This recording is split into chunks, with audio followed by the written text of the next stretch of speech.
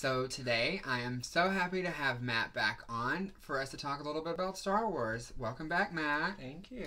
Okay, so was it last week? I guess let's look at my calendar. Almost 2 weeks ago now, a little over a week ago, we got some breaking news about Star Wars. One, that Obi-Wan Kenobi might be getting his own movie. Now, Disney and Lucasfilm has not officially announced anything yet, but the Hollywood Reporter reported, you like that?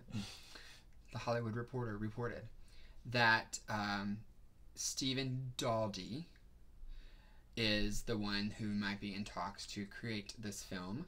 Now, he directed Billy Elliot, the movie. He directed The Hours. He also directed a couple of episodes of one of our favorite shows, The Crown, on Netflix. Oh, really? Mm-hmm. Okay. He did. So, the only other thing really that we know is that there's no script. There's just early talks. So, the big question I think everybody has is, if this happens, will Ewan McGregor play Obi-Wan Kenobi? What do you think about that? I think if it's going to be done, he needs to. I don't personally see the point in an Obi-Wan movie, but I don't see the point in a Han Solo movie either.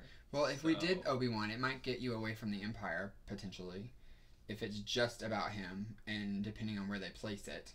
Maybe. You know, I hope, what I would love if they do this is to have it go into the time period in between episode 3 and 4, like almost all the films are doing now, and have him on Tatooine and see kind of what, if he like is ever looking over Luke or anything, because I just think of, in terms of Ewan McGregor, he's at the perfect age to play that age of Obi-Wan during that time period. You know what I mean? Yeah, that's true. So, because Alec Guinness was, you know, a little old when A New Hope came out. So, anyway, we'll see. It'll be interesting to see what happens. I think that it could be a good movie. Yeah, I mean, I'd personally, where we are, I'd rather see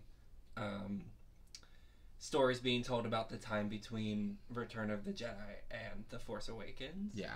Because that's where we are now, and I'm more curious about all the characters that we don't really know yet. Right. You know, I don't really care about the backstory of Han Solo or Obi-Wan Kenobi. You know, to me, we've seen all that we need to see of those characters.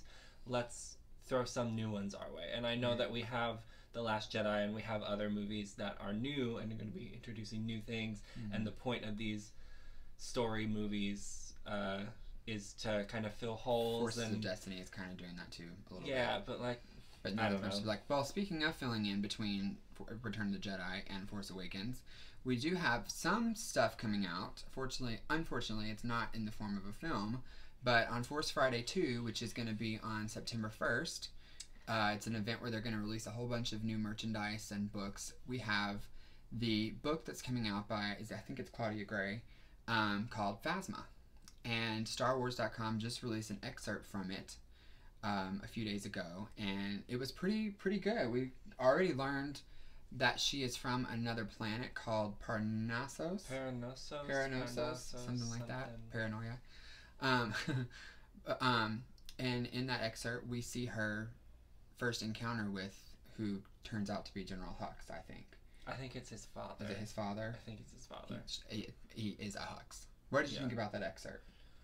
I think it sounds really familiar. If you read it, it's very much kind of the same setup we were given. And this is just from the excerpt. This might not end up being true, but I found it to be very similar to, you know, Rey on Jakku having really no family and scraping, you know, the desert to survive. Right. It was very much like that. It's a very desolate planet. Like, they have nothing. It describes them seeing this spaceship crashing, and they see it falling from the sky, and all these people are like running to take whatever they can get out of it to live off of. Which is exactly what we saw in The Force Awakens on Jakku. Right. And the one way that I would be okay with that is if this leads to Phasma being Rey's mother. I think that she is. I'm just going to put that out there. We got 10 seconds. Where can we find you on Twitter?